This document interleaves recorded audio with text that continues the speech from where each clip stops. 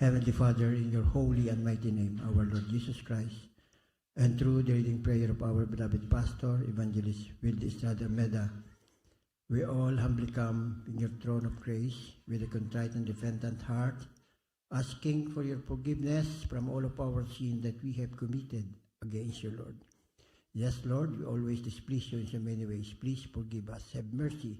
Have pity upon us. Cleanse us, O Lord, with your most precious blood that was shed in the cross of Calvary. Create in us a new clean heart, a new mindset that will do your will until you return. Fill us all with your Holy Spirit and make us all worthy of your calling for your kingdom. Heavenly Father, we ask you to bless and anoint your holy word that we're going to share in this Bible study. Be with us and guide us. Be in our midst. We can do nothing without you, Lord. I also ask you, Father, to bless and anoint every single word that will come out from my lips, and let it be a blessing to each and every one of us. Lord, open our spiritual eyes to see and our ear to hear. Give us all wisdom to comprehend and understand your holy word. This is we pray. In your holy and mighty name, our Lord Jesus Christ, and through the prayer of our beloved pastor, we bind and rebuke all power of darkness, doubts, unbeliefs, hindrances, distraction, cast out in Jesus' name. Amen, amen. Hallelujah. Praise the Lord. Purihin po ang ating pong pinakamamahal na Panginoong Jesucristo. Hallelujah. Praise the Lord.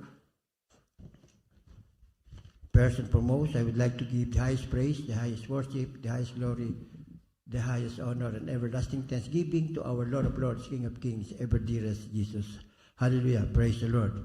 And I would like also to give my greetings and double respect to our beloved pastor, beloved Evangelist Wilde Estrada Meda, the end-time prophet of our loving God, to his beloved children, beloved grandchildren, to his beloved in-laws. And I would like also to cherish and treasure the loving memories of our beloved Assistant Pastor Lina C. Almeda, and to all of you, beloved brethren, dito po sa Los Angeles, California. Magandang gabi po sa inyong lahat, and may our Lord Jesus Christ bless you with multiple blessing sa mga papapala, material, physical, tigasal po, spiritual, papala, and also to our birthday celebrants for the month of January. Pagpalain po din kayo lahat ng ating mahal na Panginoon, mahabang buhay at malakas na pangangatawan. Hallelujah, praise the Lord.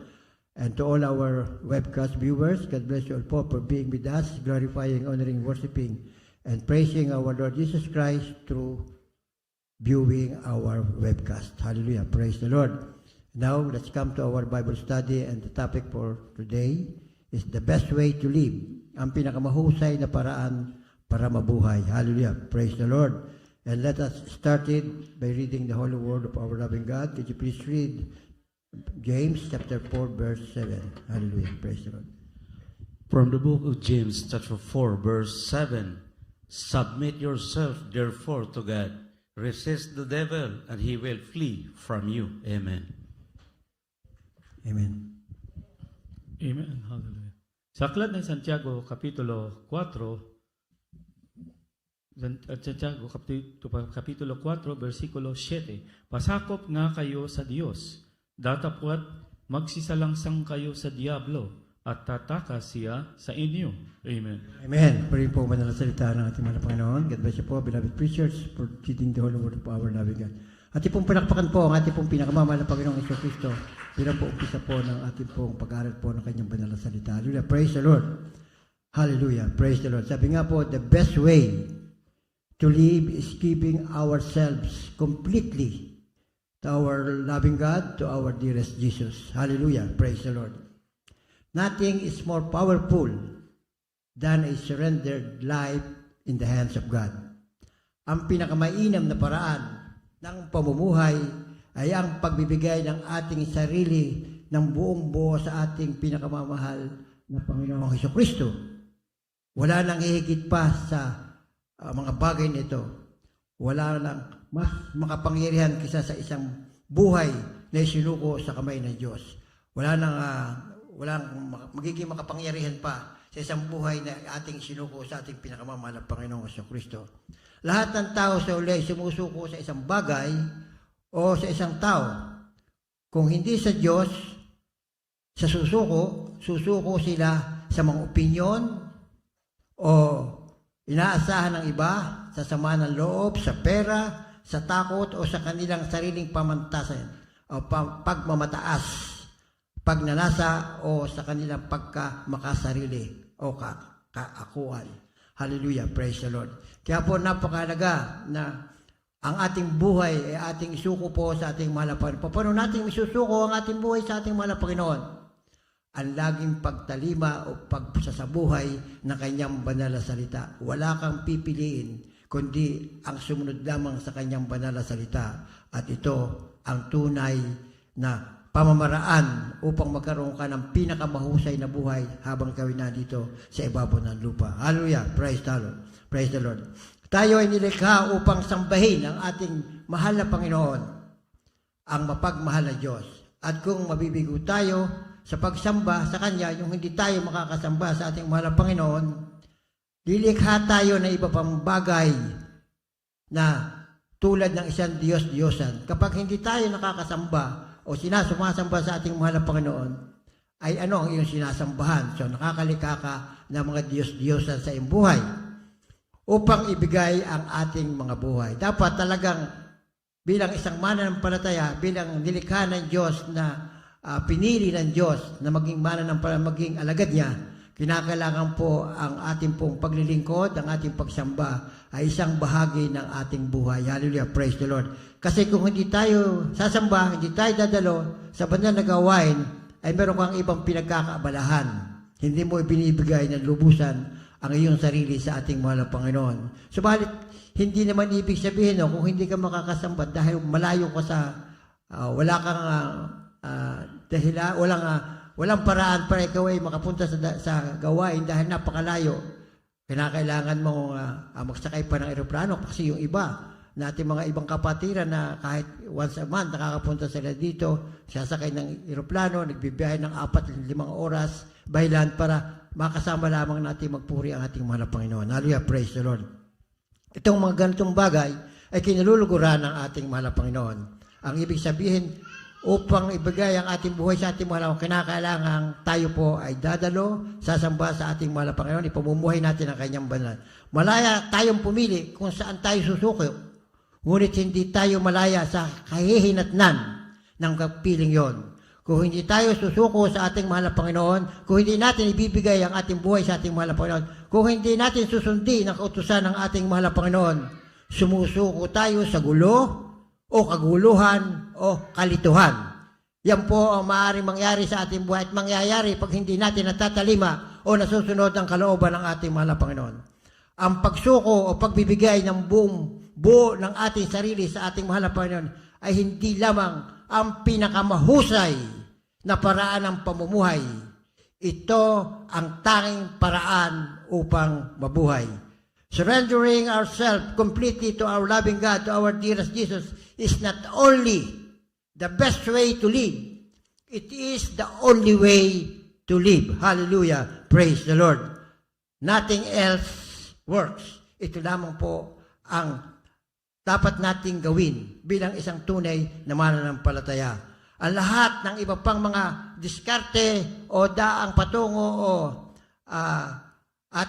humahantong, kung hindi tayo magpupuri, kung hindi tayo susunod sa ating ay hahantong tayo sa pagkabigo, pagkasipayo at pagwasak sa sarili. Bakit mawawasak ang ating sarili? Dahil kapag hindi ka na nakapaglilingkod sa ating mahal na Panginoon, kapag hindi ka na nakakadalo sa ating mahal na Panginoon, kapag dinidisobey mo ang kanyang kautusan, ito ang panahon ng kaaway ng Diyos na wasakin ka, bigyan ka ng mga alalahanin na magkakaroon ka ng kalituhan bilang isang mananampalataya. Sana huwag mangyari sa bawat isa. Dahil mahal na mahal tayo ng ating mahal na ang napapawalay tayo sa ating mga pinipili. Pagkaminsan, nadadala tayo ng sanlibutan. Ang nangyayari, sa halip na piliin natin ang kabutihan ng Diyos, ang dapat natin gawin bilang anak na mananampalataya, ang napipili natin ay kung ano ang nais ng ating sarili. Tunay na ang kaaway natin ay ang ating sarili, hindi kung sino pa man. Dahil ang ating pinag-uusapan at ang ginagawa natin habang tayo mananampalataya ay ang ating mapaluguran at mapasayahin ang ating mahal na Panginoon. Yan po lamang ang dapat natin gawin. sabi ng banal na kasulatan na ang pagsuko ng ating sarili ay ang ating makatwirang paglilingkod. At ito ang pinakamatinong paraan ng paglilingkod sa Diyos. Hallelujah! Praise the Lord. The Bible says, surrendering ourselves is our reasonable service, and it is the most sensible way to serve our Lord God. Hallelujah! Praise the Lord. Ang ating pong paglilingkod sa ating mahal na Panginoon ay tunay na dapat nating gawin bilang isang mananampalataya. Lalo't higit, malapit nang bumalik ang ating mahal na Panginoon. Huwag tayong padaya sa mga mandaraya. Huwag tayong padaya sa ating isip, sa ating sarili. Alalahanin natin na lagi napakahalaga nung ikaw ay lagi magpupuri sa umaga, sa tanghali at sa hapon bago ka matulog. At ang pinakamaga, ikaw'y dadalo sa banal na gawain dahil ang ating pagdalo sa banal na gawain, ito po ay iniutos ng ating mahal na Panginoon. At sabi nga po, kung hindi ka makakatalima sa isang kautusan ng ating mahal na Panginoon, nagkasala ka sa lahat. Hallelujah, praise. Kung hindi ka makakasunod sa kautusan ng isang kautusan ng ating mahal na Panginoon, at hindi mo pinamumuhay ito, ay nagkasala ka sa lahat, kahit ikaw nakakasunod na sa iba. Hallelujah, praise the Lord. Kaya gagawin natin bilang isang patuloy tayong mananalangin. Habagan tayo ng mahal na Panginoon, at yan ang nais ng ating pinakamamahal na Panginoong Jesucristo, nang siya ay ating pong mapaluguran, mapasaya sa pamamagitan ng ating paglilingkod sa ating mahal na Panginoon. Hallelujah, praise the Lord. Ang pagsuko ng ating buhay sa mahal na Panginoon ay hindi isang kawalang muwang na udyok emosyonal, kundi isang makatwiran, matalinong pagkilos, ang pinakaresponsable o mapapagkatiwalaan at matinong bagay na magagawa natin sa ating buhay. Tayo po ay nasa isang makatwiran kapag tayo po ay sumusunod, ang ating salubin ay ang maisagawa ang kalooban nating mahal na Panginoon. Tayo po ay nasa matalino at makatwirang daan upang ang ating buhay bilang isang mananampalataya ay magkaroon ng katuturan o magkaroon ng tunay na buhay dito sa ibabaw ng lupa na ibinigay sa atin ng ating mahal na Panginoon. Tayo dati makasalanan, subalit sa kanyang pag-ibig sa atin, nagpakilala sa atin, tinanggap tayo bilang isang makasalanan upang tayo po ay sakdalin sa pamamagitan ng pagtalima sa kanyang mga utos. Dahil kung hindi ka tatalima sa kanyang mga utos, ay sayang yung ibinigay na pagkakataon sa atin ng ating mahal na Panginoon. Tunay, huwag tayong padadaya dahil tunay na sa buhay na wala hanggan, dalawa lamang ang pupuntahan. It's either heaven or hell. Walang in between. Ang alam ng iba, merong tawag doon, yung purgatorio. Pero ang tunay na purgatorio ay itong lupa. Dahil dito tayo sinasang, ano ba ibig sabihin ng purga? Ay di winawas out, nililinis. Dito tayo nililinis ng ating mahal na Panginoon. Dahil hindi ka makakapunta sa kaharian niya kapag hindi ka malinis. Kaya yung mga dinadaanan natin pagsubok, mga palo, sabi na kapag tayo nagkamali, tayo pinapalaanan ng Diyos. Pasalamat ka at ikay pinalo at ikay pinalaanan ng Diyos para huwag mo nang gawin yung ginawa mo at ikay matuwid. Itinutuwid lamang tayo ng ating pong pinakamamahal na Panginoong Jesucristo. Hallelujah, praise the Lord. Kaya nga sabi ng banal na kasulatan, kaya gawin nating layunin na pasayahin o paluguran ng ating mahal na Panginoon, palugurin ng ating mahal na Panginoon. Bilang anak ng Diyos, dapat wala tayong layunin kundi ang palugurin o pasayahan ang mahal na Panginoon. Basahin po natin ang 2 Corinthians 5:9.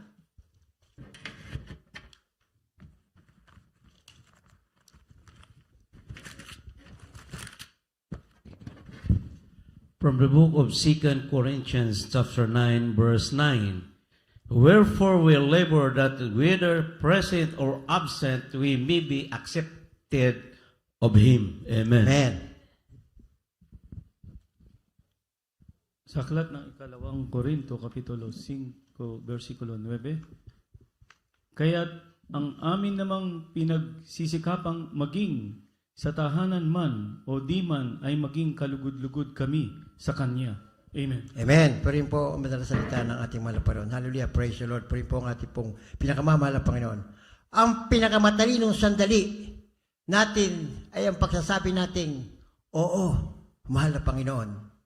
Kapag tayo nagsabi ng yes sa ating mahal na Panginoon, it should be, kailangan ang ibig sabihin talagang oo nga. Oo, tatalima kami. Opo, susunod po kami sa iyong kalooban. Dahil yan ang nais ng ating mahal na Panginoon. At ipong basahin ng Romans 12, 1 and 2.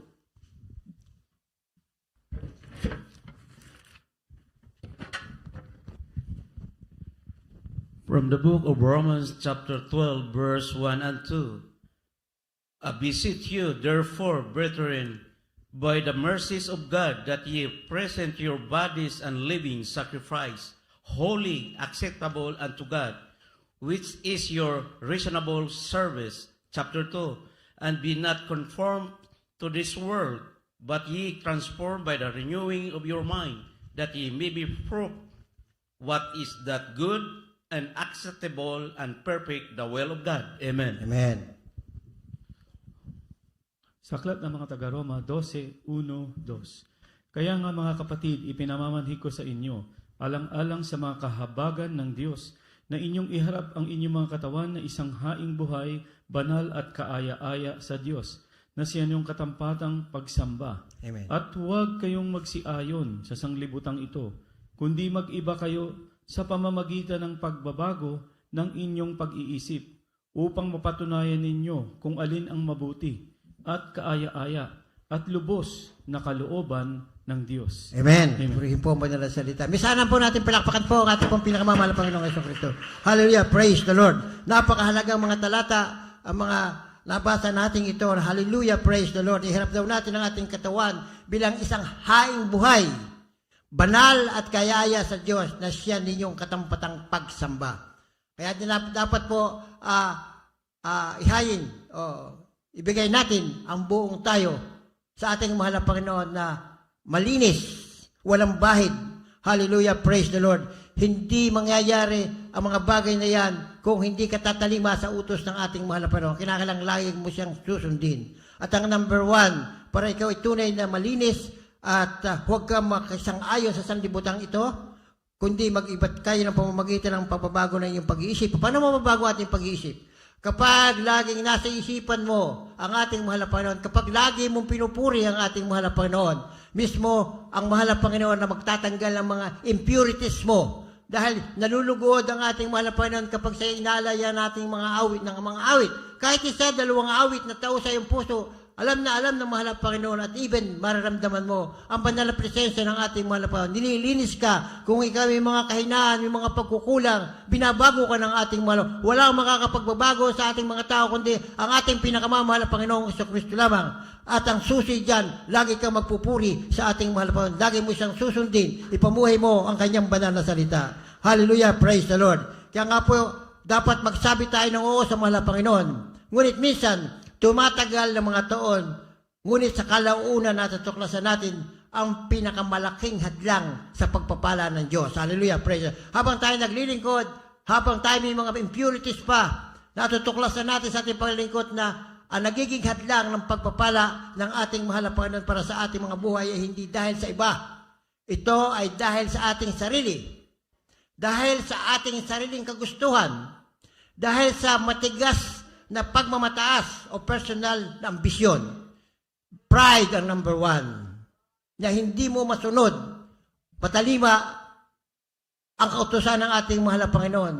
Lalo tigit sinabing, ibigin mo yung kapwa na katulad ng pag-ibig mo sa iyong sarili. Hallelujah, praise the Lord. Bakit nagiging pride? Kasi hindi mo magawa yon. Ayaw mong isuko ang iyong sarili. Ayaw mong isuko ang iyong sarili sa mahal na Panginoon. Kapag sinabi ng mahal na Panginoon, ibigin mo ang iyong kapwa, ay tunay na ibigin mo ang iyong kapwa, hindi pabalat sibuyas lamang o pakitang tao lamang. Hallelujah, praise the Lord. Tayo ay tinawag ng mahal na Panginoon upang maging isa. Isa tayong katawan na dapat sama-sama na ating papupurihan ng ating mahal na Panginoon. Tatanggalin natin kung ano man ang masama sa ating kalooban, kung ano man ang ating pong iniisip na hindi nakakalugod sa harapan ng ating mahal na Panginoon. Yung ikaw ay magkaroon ng masamang salubin sa iyong kapwa, nalulungkot ang ating mahal na dahil hindi yun ang nais ng mahal. Ang nais ng mahal na Panginoon ay ibigin mo ang iyong kapwa. Sinabi pa nga niya na ibigin mo ang iyong kaaway. Gawaan mo na magaling ang iyong kaaway. Hallelujah, praise the Lord. Tayo may mga kanya-kanyang weaknesses, may kahinaan. Ating pakundanganan ng mga kahinaang ito. Ating bigyan ng pag-alaala o pag-unawa sa mga kahinaan. Dahil tayo mahina rin. Ang kinakailangan pagka sa ganun tayo larangan ng mga pag-iisip o laman ng ating puso, wala tayong gagawin kundi lumuhod at magpuri sa ating mga lapan upang mawala ang mga bagay na hindi kalugod-lugod sa harapan ng ating pinakamamahal na Panginoong Jesucristo. Hindi natin matutupad ang layunin ng Diyos para sa ating buhay habang nakatutok sa sarili nating mga plano. Kung ikaw may plano, hindi dapat ang plano mo ay kung anong plano ng ating mahal na Panginoon. At kung ikaw may pinaplano, isangguni mo sa mahal na Panginoon ng plano mong iyan. Hallelujah, praise. At sasabihin siya ng mga ituloy mo o huwag mong ituloy. Mapapahama ka pagkain na itutuloy mo. Pag ituloy mo, mapapabuti ka. Hallelujah. Kaya dapat lahat ng ating plano, lahat ng ating naisin ay nakaayon sa banal na salita ng ating mahal na Panginoon. Paano mo malalaman na nakaayon ka sa banal na salita kung hindi ka nagbabasa ng banal na kasulatan? Kaya kinakailangan din magbabasa kayo kahit 15 minutes a day. Basahin nyo inyong Biblia para mangungusap sa inyo ang ating mahal na Panginoon. Hallelujah. Praise the Lord. Kung gagawin ng ating mahal na Panginoon ng kanyang pinakamalalim na gawain sa atin, ito ay nagsisimula dito. Kaya't ibigay ang lahat sa Diyos. Ibigay natin ang ating problema. Ibigay natin ang ating mga alalahanin. Ibigay natin ang mga ambisyon sa hinaharap. Ibigay natin ang ating takot kung tayo'y nagugulumihanan o pangarap, mga kahinaan, mga masasamang ugali, pagmamadali, at mga kung anong ating ginagawa. Lahat ng hindi ibigay lahat natin sa ating mahal na Panginoon. Hayaan niya na ang kanyang kalooban, ang kanyang presensya, ang manhan sa atin ay siyang magbigay ng paraan o dapat natin gawin sa magbigay sa atin ng kaalaman upang matupad natin ang kanyang kalooban. Ang number 1, susi, lagi ka rin magpupuri. Huwag kang hindi dadalo sa banal na gawain.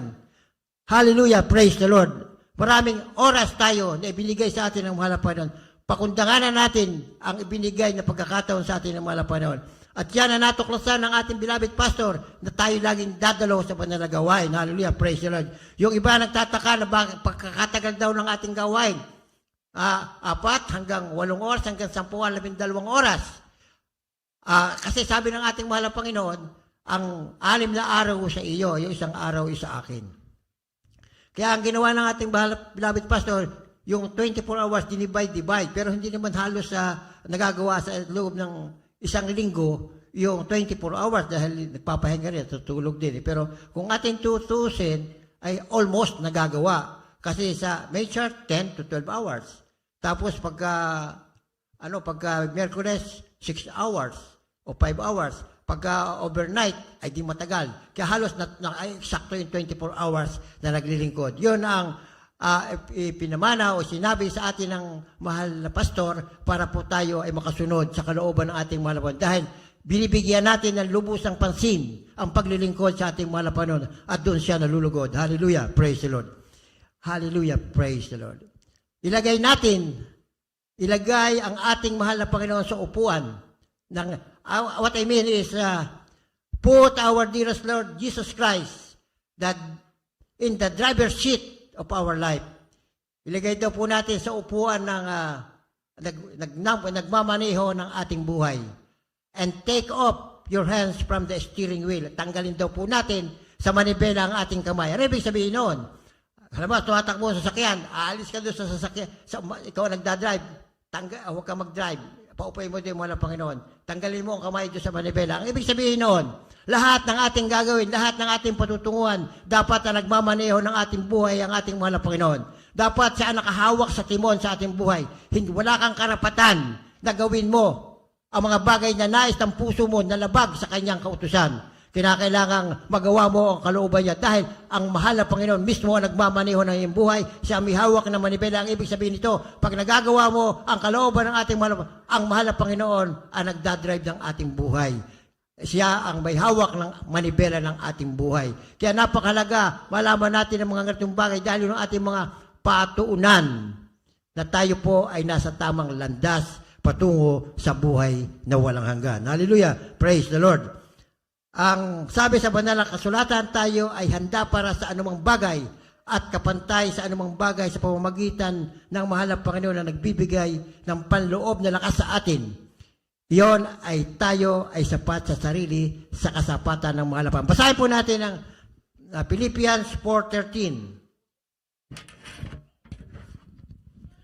From the book of Ephesians chapter 4, Philippians chapter 4, verse 13. I can do all things through Christ which strengthened me. Amen. Amen. Sa aklat ng mga taga-Pilipos 4:13, lahat ng mga bagay ay aking magagawa doon sa nagpapalakas sa akin. Amen. Purihin po ang madalang salita ng ating mga po. Hallelujah, praise. Ibig sabihin, kaya natin gawin ng mga bagay na naaayon sa kalooban ng ating mga dahil ang mahal na Panginoon ang mismong nasa sa atin.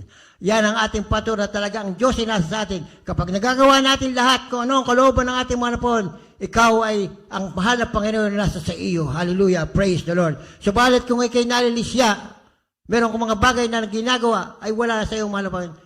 Kaya naman, gagawin pa lang kinukonbik ka na ng ating mahal na Panginoon dahil nasa iyong banal na espiritu. Ayaw na niya ipagawa sa iyo dahil na, subalit kung ikaw ay patuloy pa rin na ginagawa mo yun, dapat mapalo ka.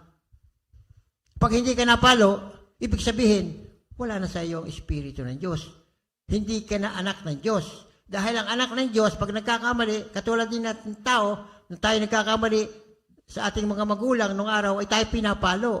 Meron pang facing the wall.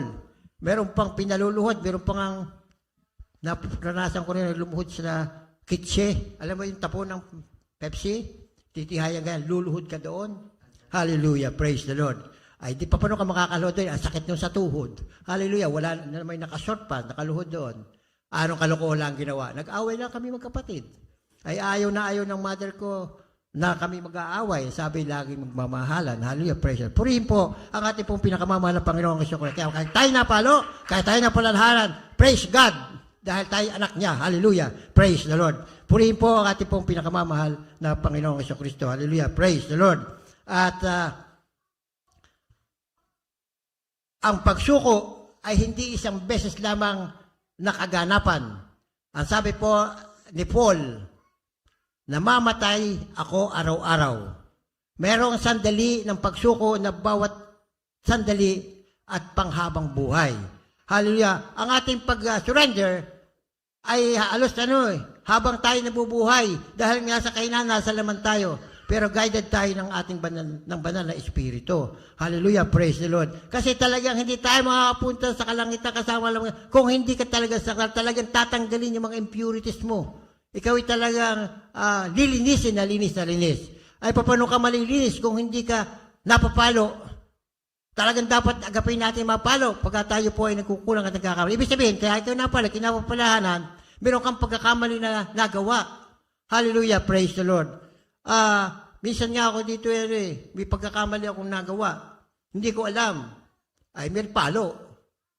Ay, di sa kay Panginoon, bakit ka Anong nangyari? Anong pagkakamali? Sinabi sa akin ng mahal na Panginoon kung anong pagkakamali. Hallelujah, praise the Lord. Kaya mula noon, tinatanda-tandaan ko yon at mimisan ko pa naman ginawa yon. Yun sa San Diego, merong isang kapatira na nanghingi ng abuloy, tapos ng gawain. At sabi sa akin isang kapatid, paano na gano'n na hingi? Bigyan mo na bigyan mo na 100 at sasabihin ko sa maid, kay Almira, paano kung hindi po, ay di aking abonuhan, ay di Martes noon, Merkulis, di nakalimutan ko. Sinabit ko kay Almira yung pera, yung mga natirang tithes, pero hindi ko nasabi yung 100. Ay Biyernes, ako nagpaawit dito, overnight. Pagbaba ko dito, masama ng pakiramdam ko. Pakiramdam ko yung, yung nagka-vertigo ako. Suka ko ng suka na doon sa likod. Pinapadala ko ng Brother Ted. Pinapalaki ako ng Sister Vilma. Hinahagod ang likod ko. Ay ako isuka. Wala naman akong isuka. Di tinawagan yung aking anak. Pumunta dito. Hindi ko kaya mag-drive pa uwi. Siya nag-drive. Pinatid ako sa bahay. Di, nag-iisip ako, ano kaya ang ginawa kong masama? Ano kaya nagawa ko? Ganun ang pangyayaring ginawa. Abay di, Panginoon, anong ginawa ko? Ay di, pinalala sa akin yun. Aba, di, Punta ko dito, nakalang binigyan ko na Sister Almira. Kaya pala ko napalo no? Hindi ko nasabi sa iyo. Nakalimutan ko. Wala magagawa Pag ikay natanda, marami kang nakakalimutan. Hallelujah. Praise the Lord. At sana, huwag kong makalimutan ang salita ng Diyos na aking pinapangaral at pinapangaral sa banal na salita para ako'y makasigura ng buhay na walang hanggan. Dahil kung makakalimutan ko ang salita ng Diyos, lalo yung mga sinasabi ko sa inyo, ay walang kahabag-habag kundi ako. Hallelujah. Praise the Lord. Purihin po ang ating malapas. Basahin po natin ang 1 Corinthians 15:51. From the book of 1 Corinthians chapter 15, verse 51. Behold, I show you a mystery. We shall not all sleep, but we shall all be changed. Amen. Amen. Sa aklat ng unang Korinto 15:51, narito, sinasaysay ko sa inyo ang isang hiwaga. Hindi tayong lahat ay mga tutulog, ngunit tayong lahat ay babaguhin. Amen. Amen. Pero yun po ang banal na salita ng ating mga Panginoon. Hallelujah. Yung po siya sabi sa banal na kasulatan, tayong lahat, yung natutulog, tayong lahat ay mamamatay. At yan, pag tayo matay, kaya sa kanya, babaguhin ka. Bibigyan ka ng glorified body. Katulad yun ng pag nag-rapture, yung mga natitira dito na buhay ng mga tunay na naglilingkod sa ating mahal na Panginoon, makikipagkita sa alapap sa ating mahal na Panginoon. Pero bago siya tanggalin, in a twinkling in a panay, magkakaroon siya ng glorified body na yun ang karapat-dapat na makakasama ng ating mahal na Panginoon. Hallelujah, praise the Lord. Purihin po ang ating, kaya napakahalaga po na ating maunawa at maintindihan natin ang sinasabi ng banal na kasulatan upang ito po ay ating maipamuhay hanggang sa pagbabalik ng ating hanggang tayo po ang ating pong hiram na buhay kunin ng ating mahal na Panginoon. Hallelujah, praise the Lord. Dapat tayong gumawa pang-araw-araw na ugali kung isusuko ang ating sarili sa Diyos. Sinabi ng mahal na Panginoon, kung gusto o nais ng mga tao na sumunod sa akin, dapat nilang talikuran ang mga bagay na gusto o nais nila. Dapat handa tayong ibigay ang ating mga buhay araw-araw para sundin ang ating mahal na Panginoon. Basahin po natin ang Luke 9:23. From the book of Luke chapter 9, verse 23. And he said unto them all, If any man will become after me, let him deny himself, and take up his cross daily and follow me. Amen. Amen. Sa aklat ng Lucas, Kapitulo 9:23. At sinabi niya sa lahat, kung ang sinumang tao ay ibig sumunod sa akin, ay tumanggi sa kanyang sarili at pasanin sa araw-araw ang kanyang krus at sumunod sa akin. Amen. Pero yun po ang banal na salita ng ating malaman. Hallelujah, praise the Lord. Muli natin palakpakan po ang ating mahal na Panginoon. Hallelujah, praise the Lord. Puri po ang ating alam nyo, sabi, pasanin yung ating mga pasan, yung ating mga krus. Ayan sabi ng mahal na Panginoon, ibigay mula sa Kanya at ang Kanyang pamatok ay magaan. Hallelujah, praise the Lord. Ibig sabihin, tutulungan pa rin tayo sa mga bagay na, halimbawa, may palo ka, may palala, tutulungan ka pa rin ang ating mga para malampasan mo yan. Ganyan kabuti ang ating mga lahat ng bagay dapat isasanggunin natin sa Kanya. Hallelujah, hallelujah, praise the Lord. At yun ang nais ng ating mga fully surrendered ang buhay mo sa ating pong pinakamamahal na Panginoong Jesucristo. Hallelujah, praise the Lord. Magkaroon tayo ng kamalayan o kaunawaan o maunawaan na kapag nagpasa tayong mamuhay na lubos na pagsuko sa ating mahal na Panginoon, ang desisyong ito ay susubukin. Kapag naunawaan natin, ibinigay natin ang ating buhay na lubos na magsusuko tayo sa wala, marami kang dadaan ng pagsubok diyan. Hallelujah, praise the Lord. Minsan ito ay nangangailangan o nangangahulugan ng paggawa ng hindi maginhawa o mahirap. May paggagawa sa iyong bagay na mahirap at kinakailangan mong gawin para mo malampasan. Hindi karaniwan ito, hindi sikat o hindi pangkaraniwang ginagawa. Magastos at tila imposibleng mga gawain. Hallelujah. Praise the Lord. Ang isang imposible dyan, ibigin mo, ipanalangin mo ang iyong kapwa. Magpakumbaba ka sa iyong kapwa. Ibigin mo ang iyong kapwa. Pagpapakumbaba sa ating kapwa, kahit na ikaw ang tama, siya ang mali, pero naroon ka pa rin ang kapababa. Nakikita doon na ikaw tunay na alagad ng ating mahal na Panginoon. Dahil iniibig mo ang kapwa at nakakaawa yung mga gano'n sa kabila ng iyong pinakikita ng mabuti ay masama pa rin na pinakikita sa iyo. Yun ang kinakailangan mong iluhod na sana ang mahal na Panginoon ay kumilos sa kanyang buhay at siya'y baguhin ng lubusan. At pwede ikaw ay mismong baguhin at malampasan mo ang mga ganitong bagay. Ang ibig sabihin nito, nasa sa iyo ang Diyos dahil kaya mong ipanalangin ang gumagawa sa iyo ng masama. Kaya mong unawain ang mga tao dahil meron kang pag-ibig na nasa iyo ang Diyos dahil ang Diyos ay pag-ibig. Hallelujah. Praise the Lord. Purihin po ang ating ito ay madalas na nangangahulugan ng paggawa ng kabaligtaran. Yung mga ginagawa natin ay dapat iba ang ating gagawin. Noong una, kapag tayo ay minakaalitan ng away, nagre-retaliate tayo. Kumaan yung ginawang masama sa ating malampasan pa natin. Ay ngayon ay iba na nasa iyo na ang Diyos. Kung halimbawa nalampasan ka na yung kapwa, ay ikaw pa rin ang magpapakumbaba. Ikaw pa rin ang gagawa ng paraan para kayo magkaroon ng mabuting ugnayan o pagkakaisa. Hallelujah. Dahil ikaw ay anak na ng Diyos at maaaring ikay gamitin ng ating mahal na Panginoon. Gagamitin ka ng ating mahal na Panginoon na makakilala ang tao ng sumama o merong mga ill feeling sa iyo na mabago, na panahanan din siya ng banal na Espiritu. Hallelujah. Praise the Lord. Nakikipagtalo pa ba tayo o nakikipagpunyagi sa ating Diyos sa kanyang karapatan na gawin ang ating buhay ayon sa kanyang nais? Ano ba ito nakikipagpunyagi, nakikipagtalo? Tayo nakikipagtalo, nakikipagpunyagi sa ating mahal na Panginoon kapag hindi natin ginagawa ang kanyang kautusan. Kapag nagdidisobey tayo sa kanyang utos, tayo nakikipagtalo, nakikipagpunyagi sa ating mahal na Panginoon. Hallelujah! Praise the Lord! Basahin po natin yung last verse ng ating pag-aaralan. Romans chapter 6, verse 13. From the book of Romans, chapter 6, verse 13.